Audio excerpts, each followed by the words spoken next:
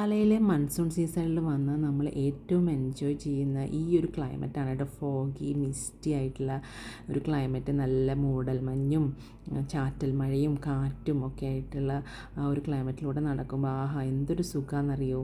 പിന്നെ അവിടുത്തെ ബീച്ചിലും പോകാനും ഇതുപോലെ ചെറിയ ചെറിയ ചാറ്റൽ മഴയും ഒക്കെ ഉണ്ടാവും. പക്ഷേ വേവ്സൊക്കെ ഭയങ്കര ശക്തമായ വേവ്സാണ് കേട്ടോ. മസ്കറ്റിനെ കമ്പയർ ചെയ്യുമ്പോൾ ഈ സീസൺ ആയ കാരണമെന്ന് തോന്നുന്നു.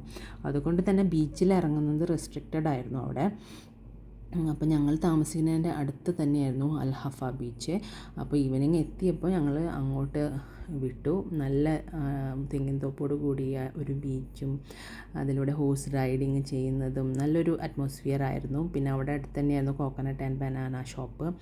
അപ്പോൾ കുറച്ച് നേരം അവിടെ ടൈം സ്പെൻഡ് ചെയ്തിട്ട് പിന്നെ ഞങ്ങൾ നേരെ റൂമിലേക്ക് വിട്ടു. അപ്പോൾ സലാലയിൽ വന്ന നമ്മൾ മസ്റ്റ് വിസിറ്റ് ആയിട്ടുള്ളൊരു സ്പോട്ടാണ് അൽഹഫ ബീച്ച്.